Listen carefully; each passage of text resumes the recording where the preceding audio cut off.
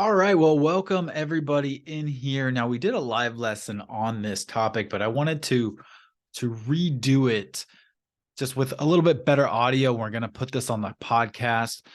So a little bit better audio, and also, I got some updates from the FAA. Now, we'll talk about that, but before, I had been getting feedback from our students, and I had also talked to several places within the FAA, some FSDO offices, the testing centers, and some other FAA personnel, but I hadn't specifically heard back from the Airman Testing Standards Group, that branch within the FAA. And I heard back from them, so I wanted to kind of redo this and update it for you guys.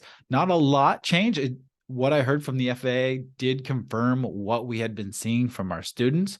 However, there were some words in there that I think are important for us all to understand. So without further ado, let's get started.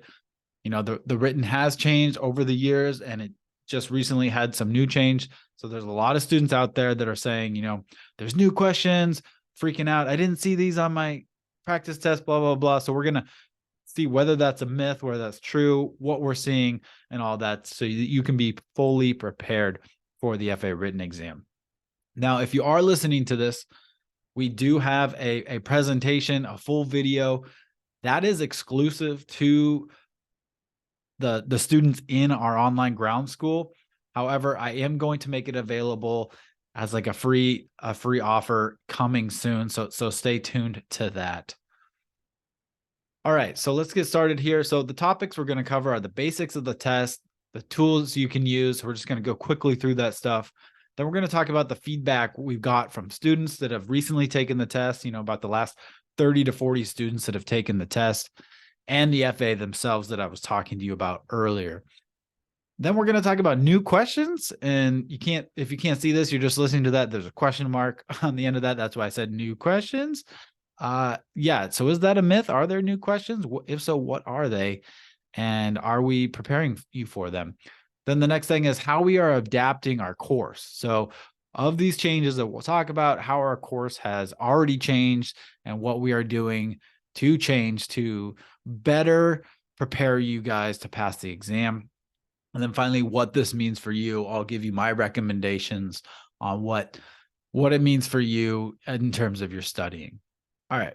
So the basics of the test is that it's called the private pilot airplane, which is short for that is PAR. So when you go to the testing center, we tell you all about how to do this in our course in the lessons after you take our practice test. But when you're signing up for your test in the testing center website, you want to look for the PAR test, private pilot airplane. And then you schedule the exam through faa.psiexams.com. And again, we have a link to that in the lessons after your practice test. To be able to take the test, you require an endorsement from an FAA certified flight or ground instructor. And that's what we give you after you take your practice test. So we have you go through all the lessons, right, and prepare for these practice tests. Then we have you take some practice tests.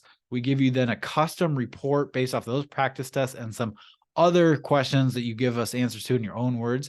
That allows us to really assess what areas you're strong in, what areas you're weak in, and then give you a very customized report on recommendations. This is really what I think the difference between us and other ground schools is this personal touch, this customization, making sure, doing the extra step to really make sure you're prepared for the exam.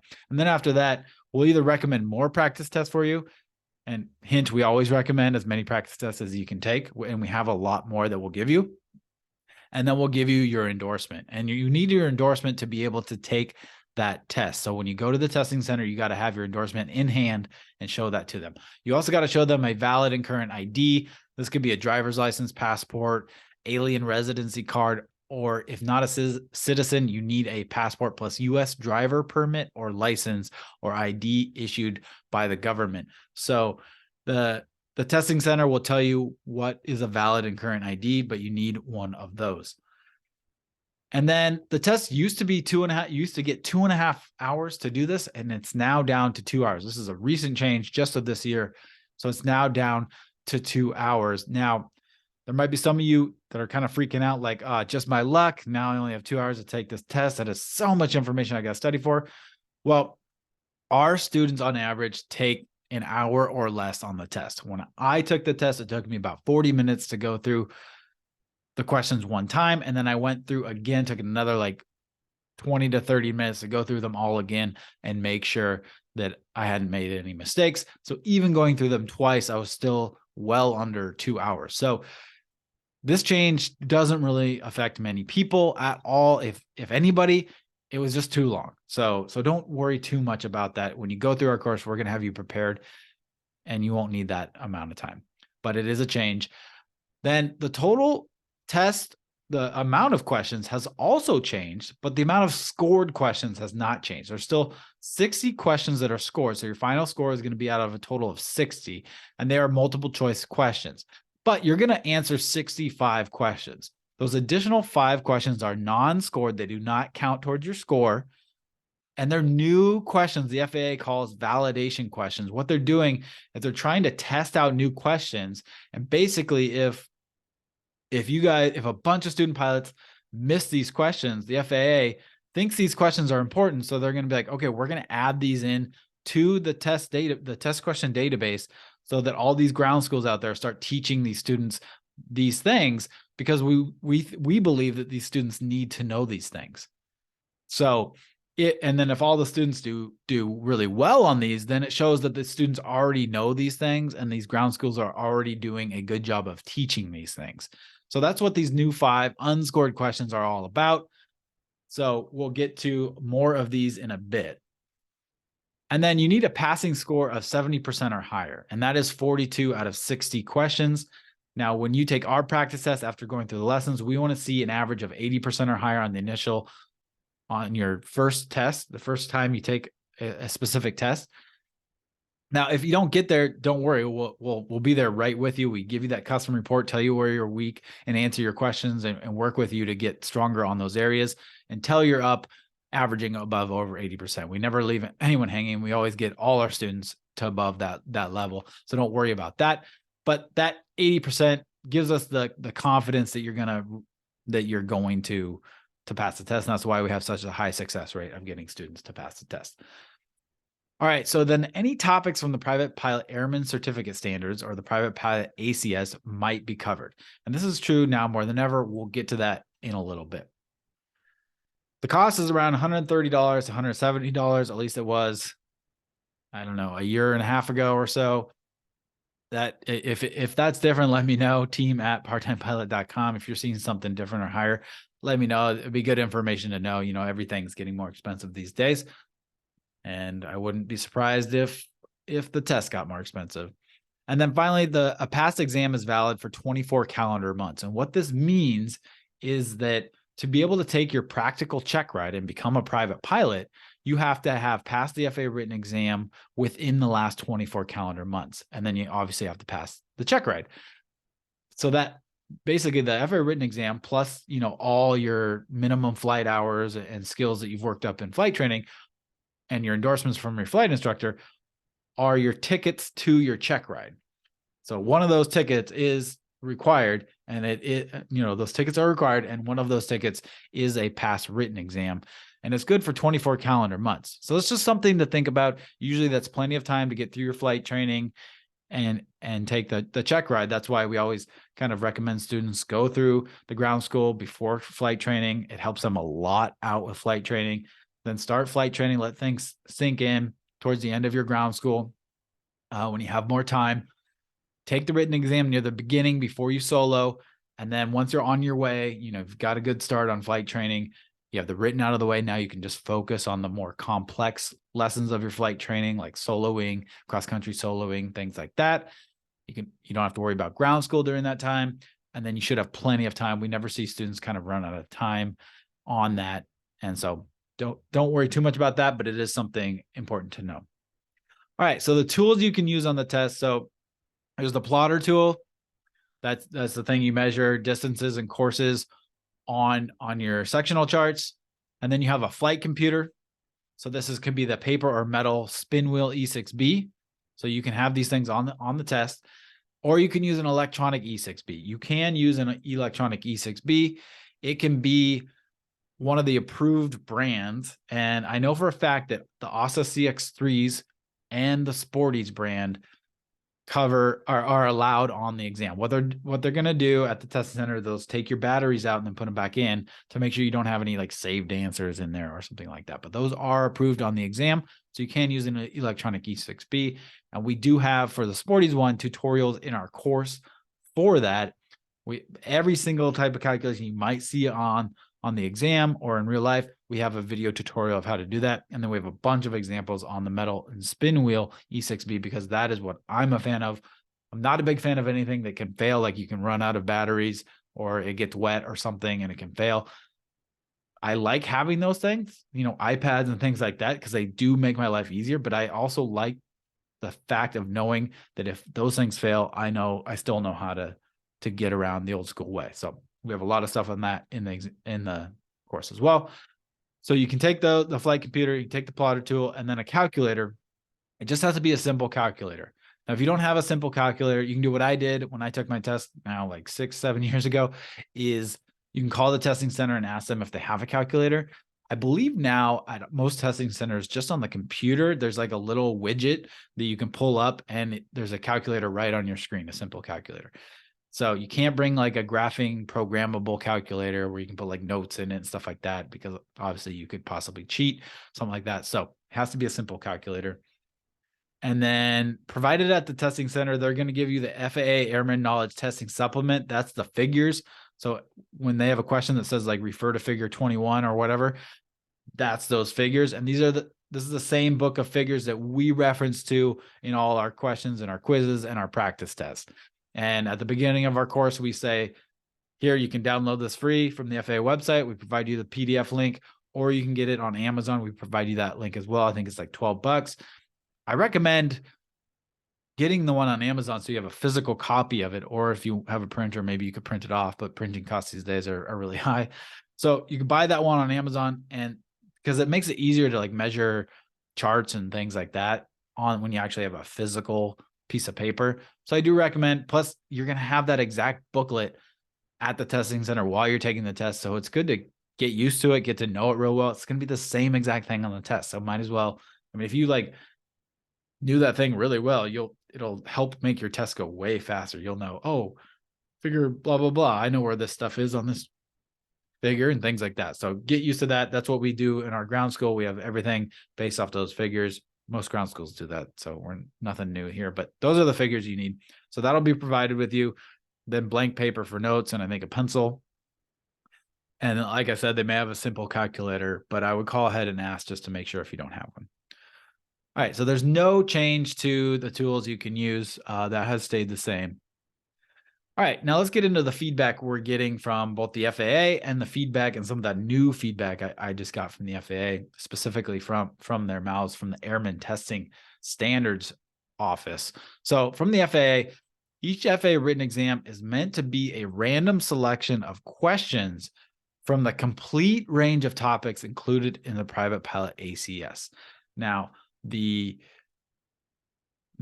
person I spoke to in the Airman Testing Standards branch, they reiterated this, that everything is fair game in the ACS, and you're seeing that more and more, where there's a I don't know if you say better, but there's a larger assortment of things. In the past, we used to see heavily things on like airspaces, weather, and calculations, I would say. But now it's a smattering where every kind of topic you might see 2 to 3 questions on it, right? Whereas before you could maybe see 6 to 7 weather questions and 6 to 7 airspace questions. So it's really not a way to cheat the system and be like, okay, I'm just going to study like these five topics and I should be able to get a 70%. So I don't really see that as a tactic anymore. Not that I would ever recommend that tactic, but so it's anything in the ACS, a random assortment of questions. They are testing out new questions in the 5 unscored questions added to each test. The person I spoke to in the Airman Testing Center also reiterated this and confirmed that. So again, that's what our students are seeing. We'll get to that in a sec. That's those 5 questions that you may not have seen in our course or any other course because they're brand new and they're testing them out. They're unscored though. But as we'll get to this, we are going to prepare you to see those as well, just so you're not like freaking out, like I never saw this, because we don't want anyone stressed out on the test. All right, now here's the new information. So in 2017, the FAA announced they would be removing questions with multiple calculations or interpolations. Now, this is way back in 2017, before I even started part-time pilot.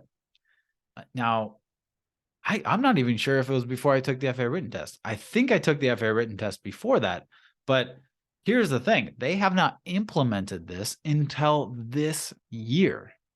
So I'm going to tell you what exactly from the direct quote from the person at the FAA Airman Testing Standards Branch told me in a conversation I just had in June of 2023. So it kind of alluded to that they are just now sort of implementing this, and this is exactly what we're seeing from students. So we'll get to that in a little bit, but they announced it in, so there's this changes thing that they announced, the Airman Testing Standards Branch. They announce changes every year, if they have changes, and they're usually very small. It's like we change this word to this word, or we change this question code to this question code, or like we made it 2.5 hours to 2 hours, for example. There's usually rarely changes to like groups of questions and things like that. And apparently they announced that they will be removing multiple calculations or interpolations in 2017. But as you'll see, they haven't implemented it until just recently. So here's the direct quote I got from the FAA Airman Testing Standards Branch in conversation I had with them in June of 2023. We have removed some of the performance, weight and balance, and other calculation questions. Basically, if a question required multiple calculations or interpolations, it has probably been removed. We have attempted to make the calculation questions more straightforward and realistic for pilots. All right, so I kind of want to break that down. They said performance, they've removed some of the performance, weight and balance, and other calculation questions. And then they went on to say, if those questions required multiple calculations or interpolations. So to me, that means no more. They're starting to remove interpolation questions and questions that require multiple calculations. So what does multiple calculations mean? Well, I just got done going through our course, and I'll get to that in a sec, and kind of adjusting for this statement in our course. And before, those type of multiple calculation questions were ones that really stumped people, because there's a lot of places you can make errors. And so I'm big on examples in our course. I want to make sure you're prepared for every single type of question you have. So I had a lot of those in the course. And what I have actually gone and done is kind of, when I have that in a test, I've removed a few of those, so there's not as much as emphasis, because that's not what you're going to see on the test. It's still stuff you need to know for when you get to your check ride, or things you might need to calculate in real life. So we do still teach it, but we're not going to hammer it in on the practice questions, because it's not going to be on the test anymore. And this is also, we'll get to this, but this is also what we're hearing from students as well. So multiple calculation type questions, that might be like, let's say a question, one of these questions that I think of is like, you pass a point at,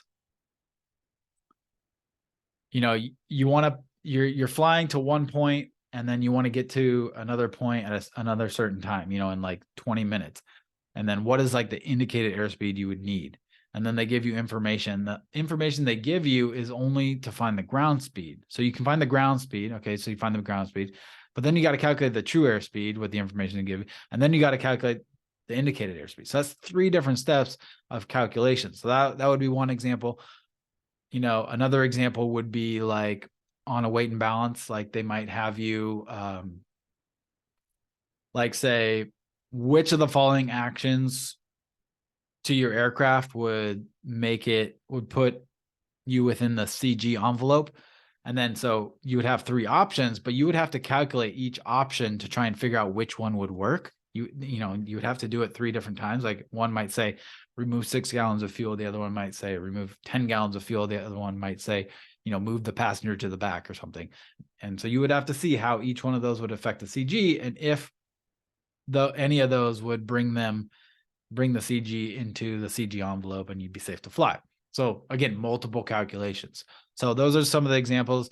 I've also reached out for more feedback on these. I don't know if I'm going to get that because I understand that the FAA doesn't want us to know everything, but I'm always working for you guys to know exactly what is on the exam. So if I have any more information, I will update you guys. And then, of course, interpolations.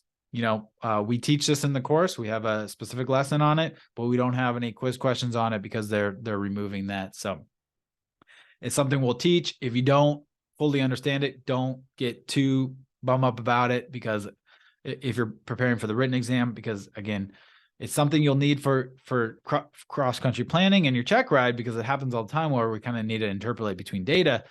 But for the written exam, don't get too hung up on it. And so that could be things as, interpolating weather and performance charts or anything like that. All right. Now, there is another quote from them that I wanted to talk about here. They said there was a mention in the October 12th, 2017 in the What's New about interpolations. They said there was a mention in the October 12th, 2017 What's New publication. Okay. That's when they announced it. And so that's why I was like, okay, but we have yet to see that until recently. So that's a little weird.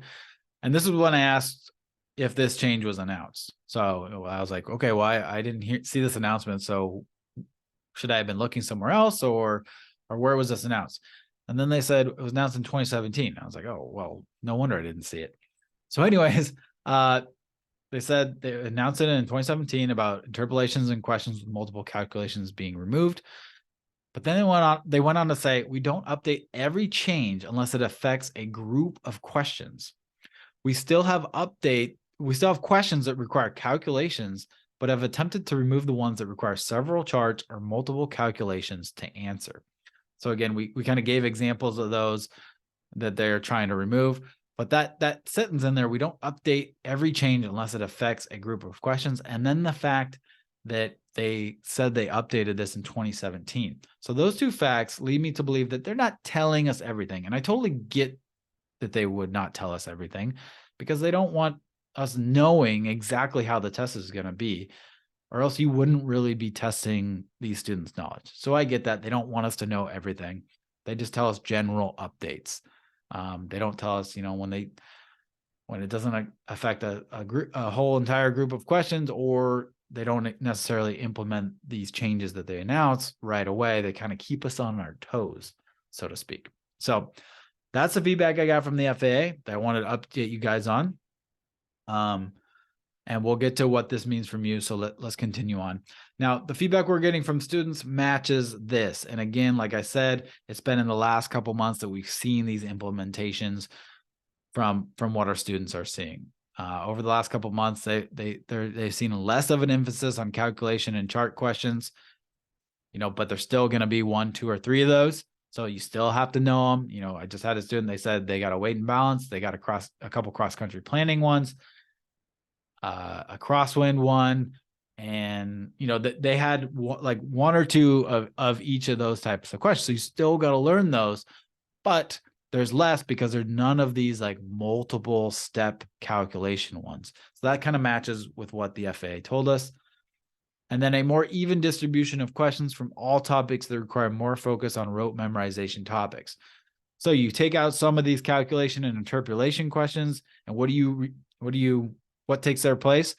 More rote memorization questions. This also, is confirmed from the FAA saying, we want to have a wide range of topics tested on the exam to really make sure that you are good on all your topics. So that matches with what we heard from the FAA. And the last one is some new questions, ? So students have been reporting like that there's new questions and they weren't ready for them or whatever, and the FAA is throwing them off. So is that true? So let's get into that. All right. Some students are reporting new questions. Is it true? In reality, the only new questions in the FAA test database are the 5 unscored questions added to your exam. So that's what we were talked about earlier. These are new questions that no one's really seen before, that they're testing out to see if they want to add those to the database. And these ones are not scored. So if you see one of these on the exam, Don't freak out. Still answer it the best you can, because you don't want to be wrong in that it is a scored question. You still want to answer it as best you can. And that is why we're getting feedback on these questions, and we're putting them into the ground school. So right after right about the time when you finish the lessons and you take our practice test, we have made a special lesson that has a quiz, a short quiz on what we're hearing these questions are. So you will be fully prepared to know what these questions are when you go through our course. Now, so some of the things that we're seeing is questions on stabilized approaches and takeoffs. So, a few different questions on both the approaches and takeoffs, stabilized approaches in particular. And then also the concept of minimum fuel is also something new that we hadn't seen before. So we will continue to update this list if we hear of anything different. The FAA, one of the things I want to get answered from the FAA is, are all these new questions already out, or are they kind of rolling them out at different times? There might be some new ones next week that we haven't seen before last week. That's why we're going to continuously update you guys and that lesson in your course with what we see here. Even though they're not scored, we want you guys to be prepared for them, because if I was taking a test and I saw a couple questions in a row that I wasn't prepared for, I would kind of get stressed out. And we all know that when you take a test stressed out, it's going to linger. It's going to affect your performance on even the questions you do know. So we don't want you guys stressed out. We want you guys feeling good, feeling loose, and prepared for everything, even the unscored ones.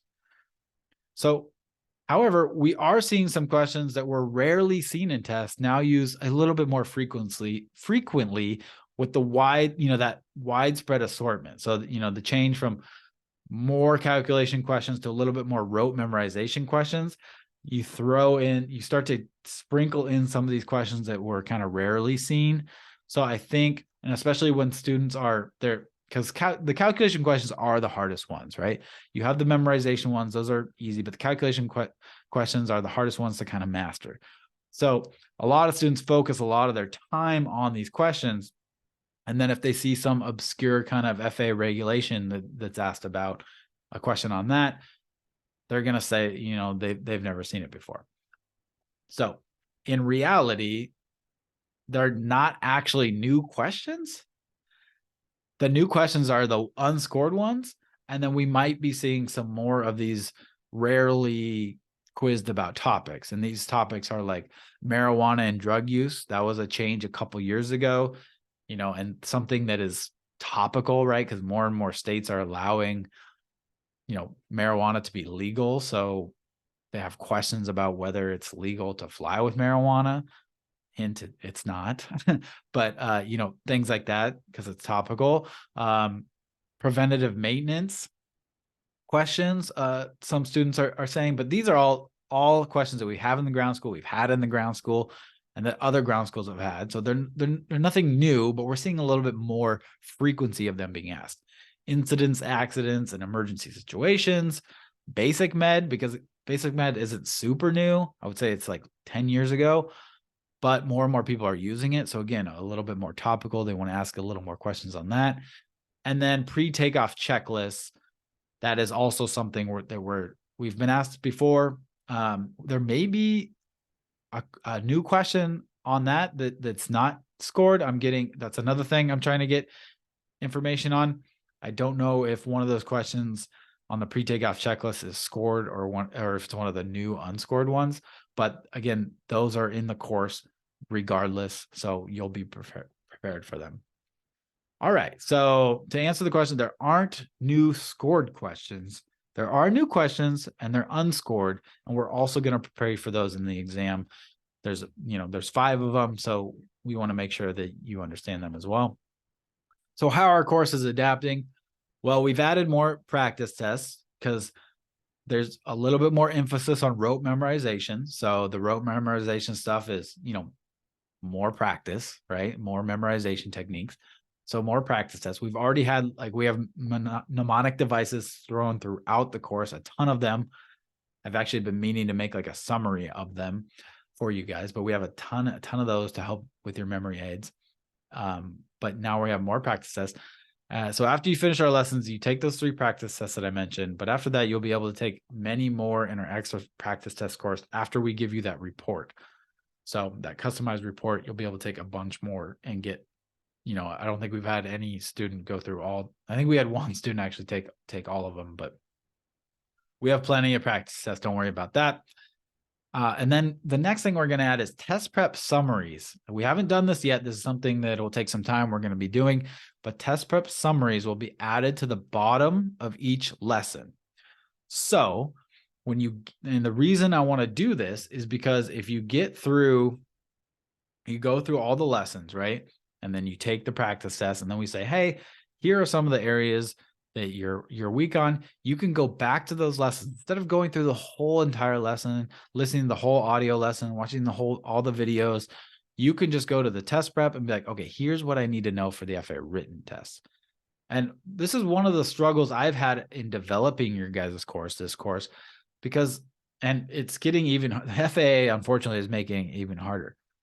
The stuff you have to prepare for the FAA written is different than the stuff you have to know as a pilot, to be a good pilot, to be a safe pilot, to pass your check ride and pass your check ride oral. There's kind of some big gaps in those two things. So how do you make a course that's best for both without like wasting people's time if they just want to focus on, passing the written exam? Well, the way that I came up with, which I think is the best way, is we're going to teach you all of it, because that is going to make your flight lessons so much easier. It's going to make you a better pilot. It's going to make you a safer pilot. But we're also going to include that test prep summary so that you can get these rote memorization skills. Okay. So this is what I say here. We'll be adding test prep summaries so that you can go back and look at that and see really exactly what's going to be on the FAA written exam. And then updated test question assortment. So even though we added more practice tests, but we've also changed kind of what's in those practice tests. We're kind of, going, like I said, the FAA is going away from interpolation and multiple step calculation questions. So we're updating our practice tests accordingly. And we've already done some of those, and we're actually working on some of those extra practice tests as well to update those. All right, and then finally, less emphasis on interpolation and multiple step calculation questions. I just mentioned that. So we do that both in the lessons and in the practice tests. I teach this stuff to you guys because you're going to need it eventually. So might as well learn it. But for when you're really doing the rote memorization stuff on the practice test, you're not going to see that because those practice tests are going to embody the actual FAA written exam. All right, that's what I say there. And okay, so what this means for you, there's still a chance that the random assortment of questions you get has multiple chart and calculation questions. So you still need to learn it. So I've mentioned this several times now. You still need to learn this stuff, because not only is it going to be on the FAA written exam, but the not the multiple step ones or the interpolation ones, but there's still going to be calculation questions. There's still going to be chart questions, still going to be weather questions. They're still going to be on there. So you still need to learn it. And then for your check ride and stuff, you still need to learn those other more complex ones. So we're still going to teach you guys this stuff. So you still need to learn it. But when you're finished with the course, we're going to help you focus on that repetition and rote memorization with those summaries and the extra practice tests. So you want to take as many practice tests as you can before you take the exam, and then determine what areas you forgot or are weak on, and review those summaries that I'm talking about that we're going to be adding right before taking the exam. So that'll be like perfect for like a night before the exam, like go through each lesson and read the summaries and make sure you're good on all those summaries. That's exactly the type of thing that reason why we're putting that in there for you guys. And then again, don't sweat multiple calculation, performance, flight planning, and interpolation questions for the written exam. So if you're really, pulling your hair out over those types of questions or those types of lessons, just focus on the stuff in the quiz and the stuff in the practice test. For the written exam, you can come back to it and learn that stuff for your check ride if you want to do it that way. So just remember what's going to be on the written and what isn't. So in summary, it really isn't all that much different. You just need to be prepared for anything, which we are helping you to do. And we talked about the differences that we're updating the course accordingly. And we're always going to be on monitor, not only from feedback from our own students, because again, like I said, the FAA doesn't tell us everything. And if there's a ground school out there that says they do, then I don't know, maybe they have some sort of underground connection with the FAA. I don't know, but anyways, yeah. So we're going to update, constantly monitor the FAA, talk to the FAA, and also update from student feedback, because ultimately the student feedback, what's actually happening, that's the best. So that's why we're constantly asking our students how it was, if they saw anything new, blah, blah, blah, almost every time. That personal touch that we have really pays off when it comes to getting these types of updates. So hopefully you guys enjoyed this. Hopefully this prepares you well, gives you an idea of what to expect, and makes you confident in passing the exam. All right, so that's it for this. Again, like I said, I will be, if you're listening to this, I'll be making the presentation and the video available. Not sure exactly when, but it'll be available to the public. Right now, it's just available to the online ground school. So we'll see how I do that. I haven't completely decided what I want to do for that, but yeah. So thanks for listening and watching, and I'll talk to you guys next time.